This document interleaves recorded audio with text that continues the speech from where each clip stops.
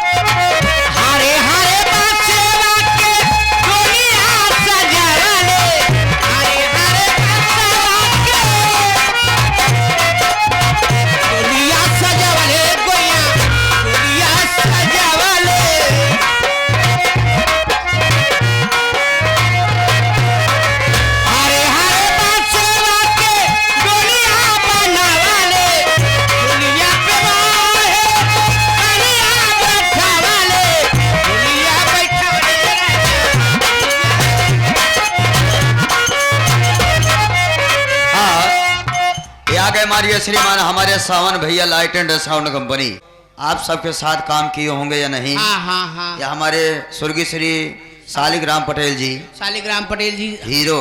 हाँ, उनके साथ में मैं काम कर चुकी हूँ। हाँ, 100 करोड़ में 21 रुपया बहुत सुंदर काम करते थे। बड़ी अच्छी बात। उनके नाम है। नाम चारों दिशा में गूंज रहा है।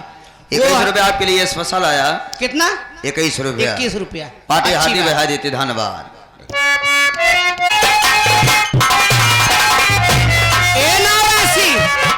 ठंडाई है का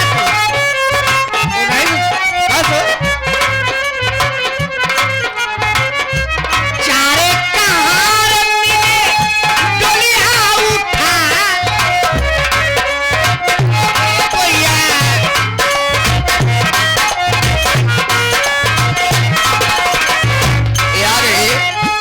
मारिया श्रीमान बड़ा ही सम्मानित पुरस्कार फिर वही छाया हुआ नाम मेला मालिक साहब, मेला प्रबंधक साहब, मेला अध्यक्ष महोदय मारिया श्रीमान हमारे महेंद्र सिंह पटेल जी, लंबू भैया और हमारे डॉक्टर राकेश पटेल जी और हमारे राम बहादुर भैया और कालिका प्रसाद जी, यानी सभी कमेटी वाले साहब की तरफ से 51 रुपया आया हुआ पार्टी हाथी बहा देती। धन्यवाद। तो मैडम जी लेकिन मैं जा रही हूँ उस्ताद। कैसे? ये जाते जाते बड़े भैया की फरमाइश आ गई है, उधर से भी फरमाइश आई है, इधर भी आई है। लंबो अल्लाह का हो राम, अल्लाह का हो